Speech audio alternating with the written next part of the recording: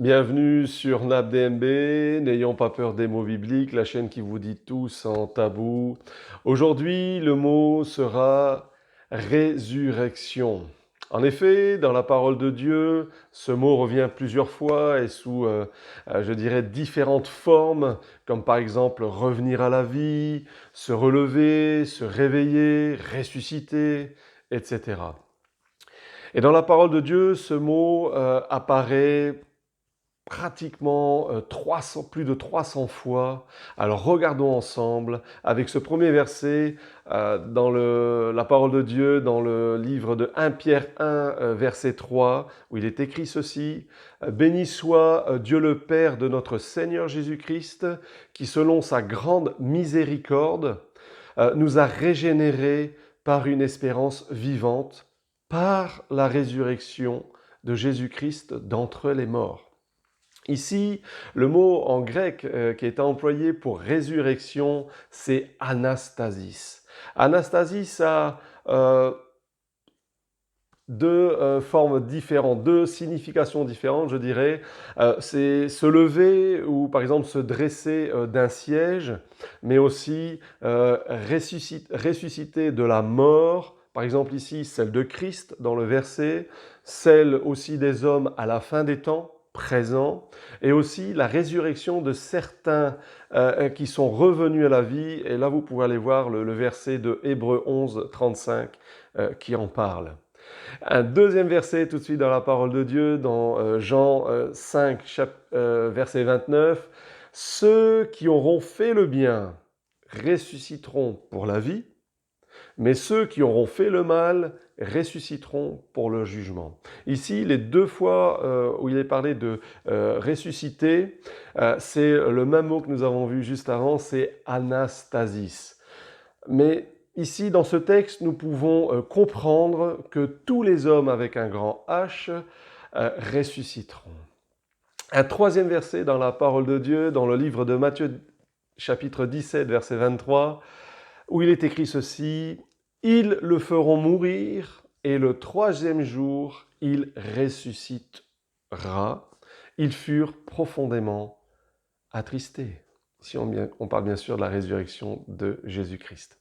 Le mot ici pour ressusciter en grec qui est employé, c'est egiro. Là aussi, il a plusieurs significations différentes, notamment réveiller ou faire lever, réveiller du sommeil, s'éveiller, ou alors se réveiller du sommeil de la mort, revenir à la vie, faire lever d'un lit ou d'un siège, se lever, apparaître, présenter au public, par exemple, et aussi se dit d'un immeuble qui va être élevé, construire ou ériger.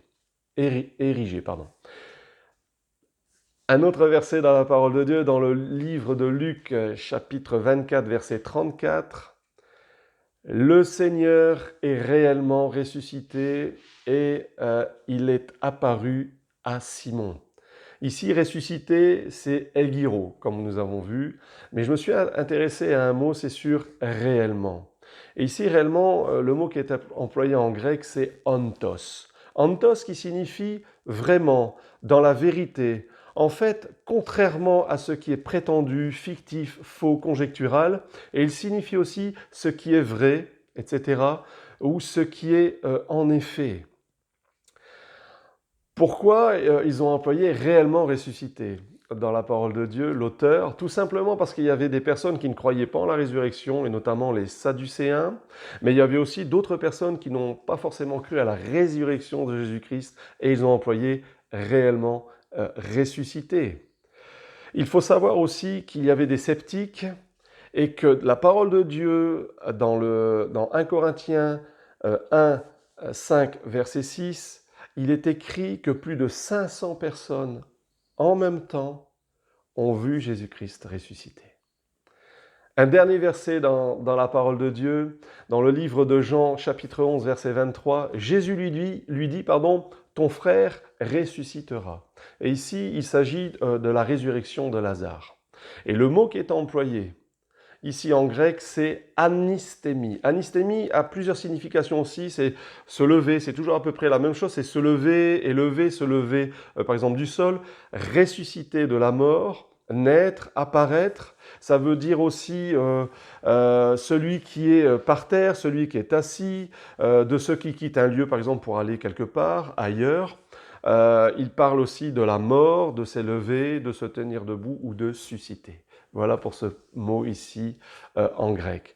Et pour terminer, je voudrais nous laisser un encouragement, plutôt une promesse avec deux versets de la parole de Dieu. Dans Jean 6, verset 40, il est écrit ceci: « La volonté de mon Père, c'est que quiconque voit le Fils et croit en lui ait la vie éternelle, et je le ressusciterai au dernier jour. » Voilà la promesse de Jésus pour nous croyants.